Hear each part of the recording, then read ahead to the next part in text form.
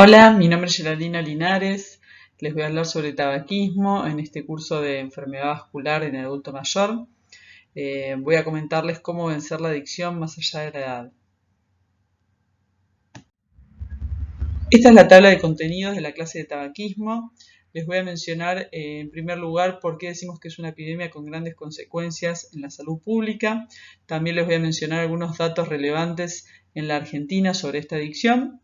Vamos a hablar sobre cómo es el consejo médico y cómo podemos lograr la cesación tabáquica en los pacientes adultos mayores. Y por último, les voy a hacer algunas aclaraciones en cuanto al tratamiento en casos especiales, en patologías especiales. Decimos que el tabaquismo es una epidemia porque es uno de los principales factores de riesgo que determinan gran parte de las muertes prematuras y la discapacidad. Se estima que causa aproximadamente la mortalidad de 7.2 millones de personas al año si tenemos en cuenta los tabaquistas activos y pasivos, y es la causa de muerte de al menos la mitad de quienes lo consumen. Actualmente es una epidemia que se desplaza hacia los países de menor desarrollo económico y con políticas de salud pública débiles relativas al control del tabaco. Por lo mencionado anteriormente, es recomendación clase 1 dejar de fumar a cualquier edad, ya que se encuentran beneficios a corto y largo plazo. El tabaquismo se relaciona con 6 de las 8 principales causas de muerte a través del cáncer, la enfermedad cardiovascular y las enfermedades respiratorias crónicas. En este gráfico podemos ver las principales causas de muerte en el mundo, donde las áreas sombreadas indican la proporción de las defunciones relacionadas con el tabaquismo. Acá podemos ver algunos datos de Argentina. En Argentina 44.000 personas mueren cada año a causa del tabaquismo. El 22% de la población adulta fuma. De los mayores de 65 años fuma el 8.7%.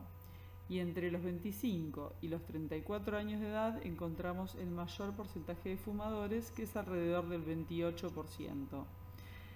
El consumo diario de los tabaquistas es de aproximadamente 12 cigarrillos al día, pero los que más fuman son los mayores de 50 años, que consumen en promedio 20 cigarrillos por día. En la provincia de Córdoba se evidenció la prevalencia más alta y el costo de los cigarrillos es uno de los más bajos de la región. La buena noticia en Argentina es que el consumo de tabaco está disminuyendo. En el gráfico podemos ver una disminución ininterrumpida en los últimos 20 años.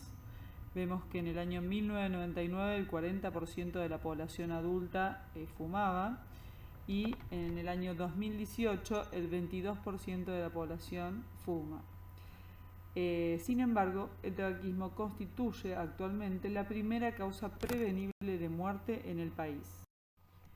El desafío con los adultos mayores tabaquistas es más complejo. Es una población que generalmente está poco motivada, sin apoyo social y con una alta dependencia. Son tabaquistas de más de 20 cigarrillos al día la mayoría.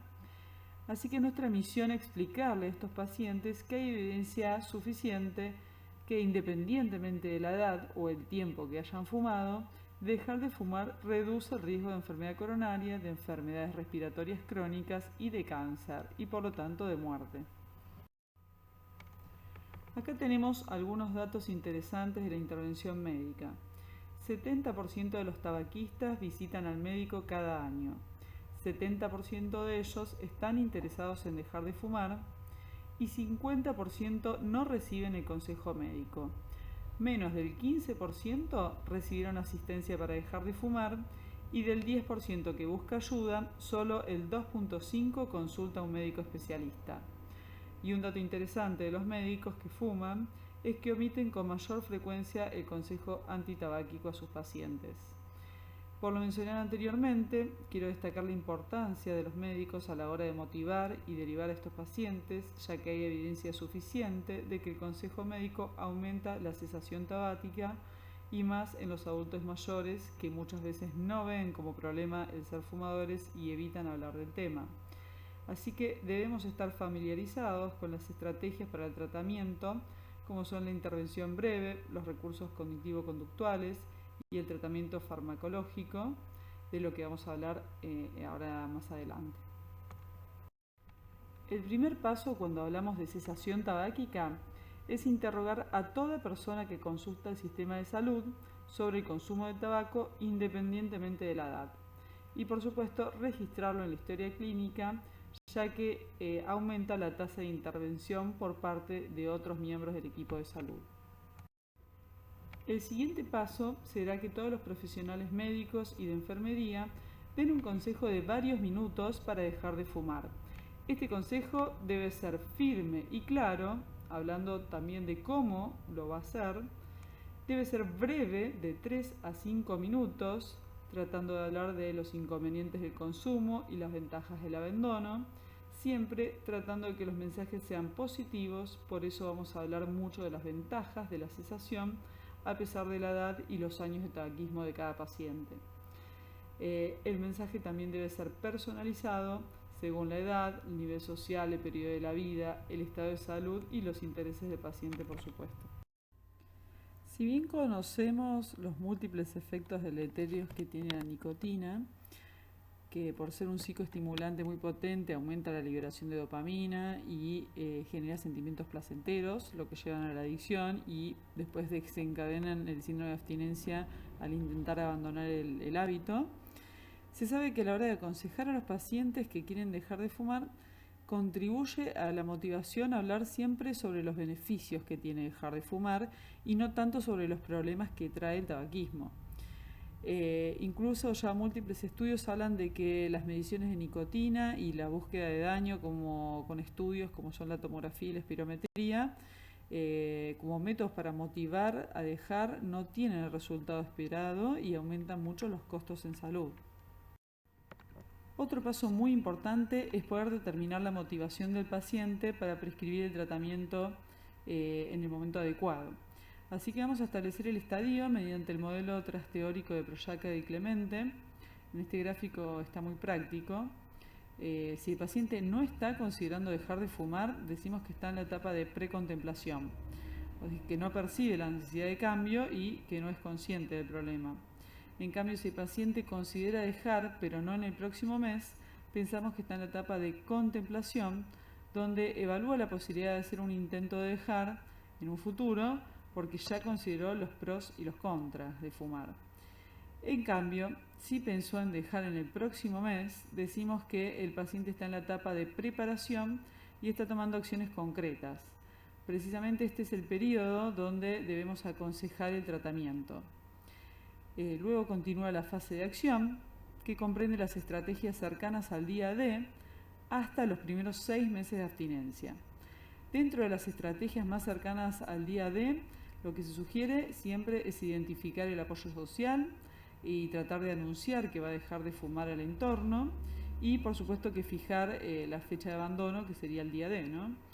En estos primeros 6 meses de cesación también debemos recomendar a los pacientes estar atentos a los impulsos de recaídas y por supuesto que darles herramientas para poder combatirlos, así como también debemos incorporar conductas más saludables, aconsejar que incorporen conductas más saludables.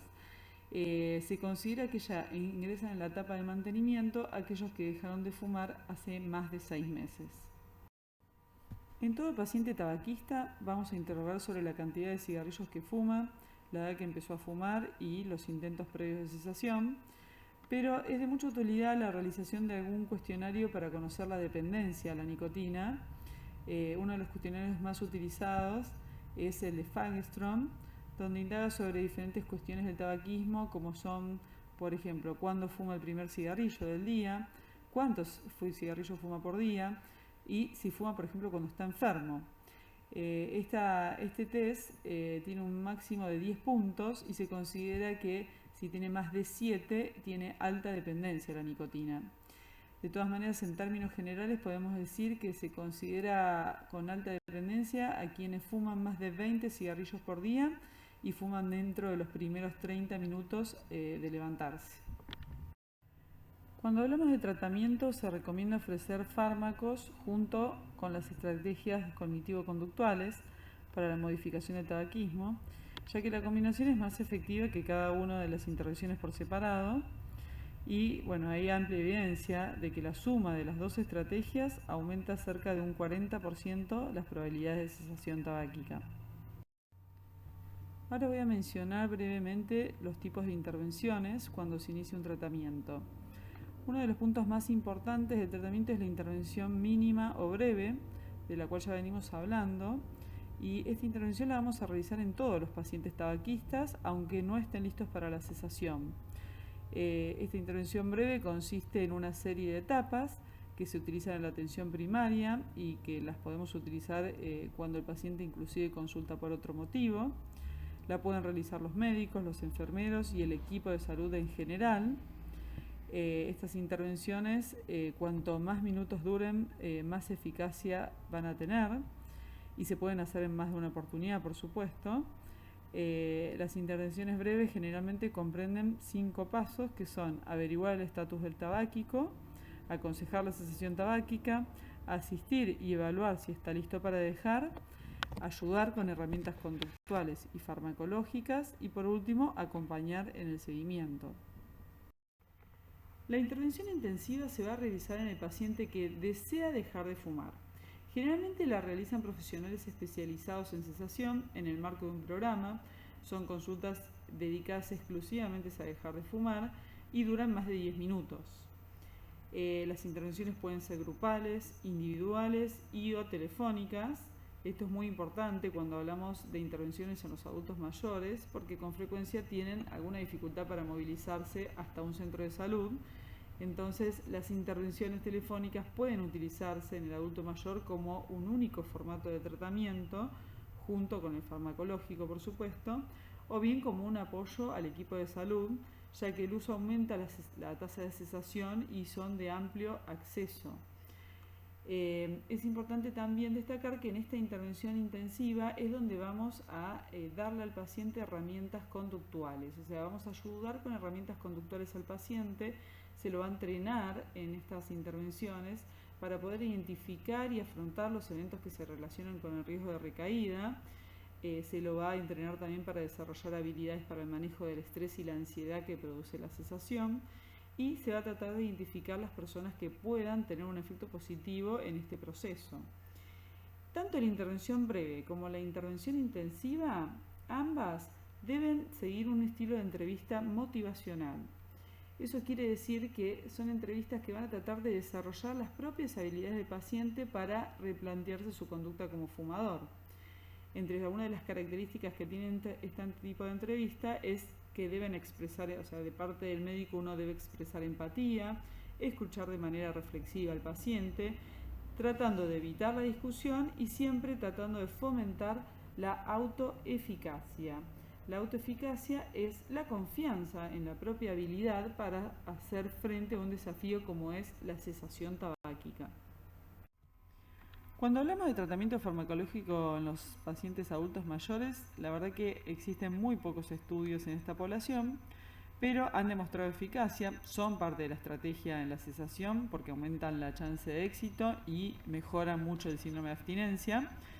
Lo que es importante en el adulto mayor, que el seguimiento debe ser más estrecho por ser pacientes con múltiples patologías y polimedicados. Así que en esta población, el adulto mayor, el tratamiento también va a consistir en la asociación de medicación más la intervención cognitivo-conductual intensiva, que inclusive, como dijimos anteriormente, puede ser por vía telefónica. Y por supuesto que el tratamiento farmacológico lo debemos ofrecer a todos los pacientes decididos a dejar de fumar ya con una fecha del día D determinada. El tratamiento farmacológico lo dividimos en nicotínico y no nicotínico. Cuando hablamos de tratamiento nicotínico, las drogas de primera línea son los parches, los chicles, el spray nasal y los comprimidos sublinguales. Y cuando hablamos de tratamiento no nicotínico, las drogas de primera línea son el bupropión y la vareniclina. Y en segunda línea tenemos entre algunas de ellas, la nortriptilina y la clonidina. De todas maneras, las drogas de segunda línea se van a utilizar únicamente cuando hubo fracaso con drogas de primera línea en varias oportunidades. La terapia de reemplazo nicotínico aumenta en forma significativa la tasa de cesación en cualquiera de sus formas y tiene como una característica importante que no genera picos de nicotina en plasma ni tan altos ni tan precoces como el cigarrillo, por lo que no genera una dependencia. Y obviamente que la elección va a depender de acuerdo a las características del paciente, de la adaptación, de la facilidad de uso que le encuentre el paciente y obviamente de los efectos adversos. Lo único que hay que tener en cuenta es sus contraindicaciones absolutas, que son el IAM en los últimos 15 días, una angina inestable o las arritmias, ¿no? Las arritmias recientes también. Dentro de las terapias de reemplazo nicotínico, los parches son una muy buena opción para los adultos mayores.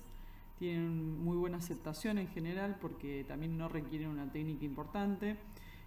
Logran niveles muy estables de nicotina, así que ayudan muy bien para la cesación. Se utilizan en dosis fijas y escalonadas descendentes durante 2 meses. Tienen muy pocos efectos adversos y son seguros en la enfermedad cardiovascular.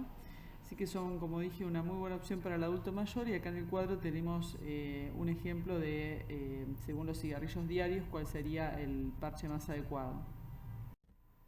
Otra opción terapéutica válida son los chicles de nicotina, que deben ser indicados el día D. Comienzan generalmente con los chicles de 2 miligramos, excepto que sean pacientes con una alta dependencia, que pueden empezar con los chicles de 4 miligramos. La ventaja que tienen los chicles es que tienen niveles máximos de nicotina en plasma a los 30 minutos, entonces es muy bueno para la emergencia. Y tal vez no es la mejor opción para el adulto mayor por la alta prevalencia de problemas en la dentadura que hay en esta población y también porque tiene una técnica de mascado que a veces complica al paciente. El tratamiento con chicles dura también entre 6 y 8 semanas y se sugiere siempre disminuir la dosis en forma gradual. Otra característica importante es que tiene muy pocos efectos adversos. Otra forma terapéutica es el spray nasal. El spray nasal es un producto el más rápido de todos, en llegar a plasma es el más rápido, así que es muy útil para lo que es la crisis de anhelo.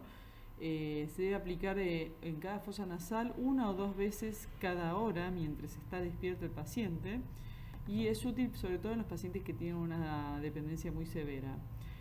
Un mínimo de 3 meses se suele utilizar y los efectos adversos son más bien locales. Por otro lado tenemos el uso de comprimidos sublinguales que vienen también de 2 y de 4 miligramos, igual que los chicles, y que la verdad que está indicado sobre todo en pacientes que tienen alguna alteración en lo que es la dentadura, en las piezas dentarias. Así que sería un buen producto para los adultos mayores y también se utiliza mucho en lo que es combinaciones con otros fármacos. Cuando hablamos de tratamiento no nicotínico, el bupropión es una droga de primera línea.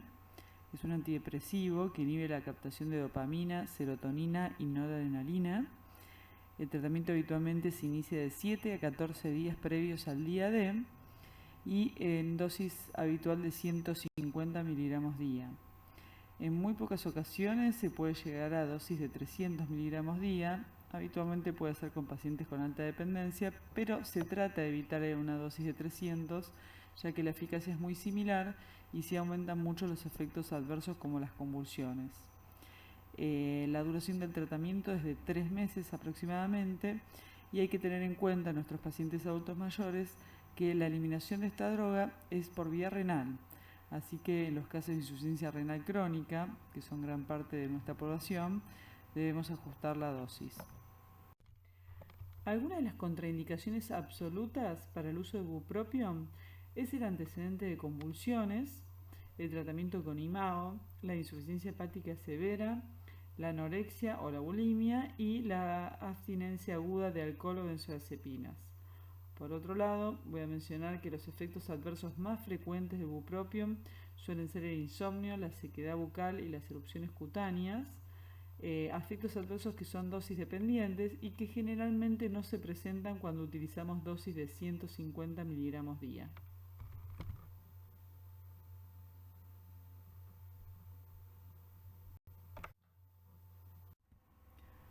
Otra droga de primera línea de tratamiento no nicotínico es la vareniclina, que es un agonista parcial de los receptores nicotínicos. Como ventaja tiene que tiene pocos efectos adversos y que hay varios trabajos ya que hablan de una eficacia mayor comparado con bupropión y terapia nicotínica. Este tratamiento con vareniclina se debe iniciar entre 7 a 10 días previos al día D con una dosis de 0,5 miligramos al día y en forma ascendente se va a llegar a la dosis de 1 miligramo 2 veces al día. Importante remarcar que en los pacientes con insuficiencia renal crónica también debemos ajustar la dosis con esta droga. El tratamiento combinado es una posibilidad para los pacientes con una alta dependencia o que ya tengan antecedentes de fracaso con una monoterapia. Dentro de este grupo, por supuesto que entran los adultos mayores, porque ya mencioné anteriormente que son pacientes que generalmente tienen una alta dependencia. Lo que tenemos que tener en cuenta es que van a tener más efectos adversos, así que siempre se aconseja el seguimiento aún más estrecho. Y las posibilidades que tenemos son combinar el parche con el bupropión o el parche con los comprimidos o spray nasal como rescate o el bupropión también con comprimidos o spray nasal como rescate. Cuando hablamos de casos especiales, los pacientes con EPOC realmente se ven muy beneficiados con la cesación tabáquica, ya que disminuyen lo que son las infecciones respiratorias y los síntomas respiratorios y por lo tanto mejoran su sobrevida. Se estima que el 5% de la función pulmonar se recupera a los meses de haber dejado de fumar. En los pacientes con insuficiencia renal vamos a utilizar cualquiera de las drogas mencionadas anteriormente, pero en todas vamos a tener que hacer el ajuste de la dosis. Y en cuanto a los pacientes con insuficiencia hepática, también podemos utilizar todas las drogas mencionadas, pero debemos tener un especial cuidado con el bupropión, donde vamos a ajustar la dosis también. En los pacientes con enfermedad cardiovascular, la cesación tabáquica es la medida que mayor beneficio conlleva a corto, mediano y largo plazo. La terapia de reemplazo nicotínico puede ser utilizada y solo vamos a tener contraindicaciones para los pacientes con arritmias graves y IAM en las últimas 2 semanas. Y el bupropión en general es una droga bien tolerada y segura. Por último, acá menciono algunos de los tratamientos farmacológicos que no deben ser recomendados por insuficiente evidencia. Y acá quiero hacer una especial mención al cigarrillo electrónico, que ya está prohibido para su comercialización por la ANMAT. Debemos desaconsejar el uso de estos dispositivos por los efectos adversos que ya demostraron. Como conclusión, podemos decir que el tabaquismo es uno de los principales problemas de salud pública y debemos realizar intervenciones en todos los tabaquistas, independientemente de la edad. Debemos ofrecer tratamientos farmacológicos más las terapias psicológicas a todos los pacientes que desean dejar de fumar. Las drogas de primera línea son seguras en los adultos mayores, simplemente que tenemos que hacer una adecuada elección. Y por otro lado, es muy importante instruir bien a los pacientes adultos mayores de los posibles efectos adversos y cómo solucionarlos, así como también se aconseja un seguimiento más estrecho. Muchas gracias. Como conclusión, podemos decir que el tabaquismo es uno de los principales problemas de salud pública y debemos realizar intervenciones en todos los tabaquistas, independientemente de la edad. Debemos ofrecer tratamientos farmacológicos más las terapias psicológicas a todos los pacientes que desean dejar de fumar. Las drogas de primera línea son seguras en los adultos mayores, simplemente que tenemos que hacer una adecuada elección. Y por otro lado, es muy importante instruir bien a los pacientes adultos mayores de los posibles efectos adversos y cómo solucionarlos, así como también se aconseja un seguimiento más estrecho. Muchas gracias.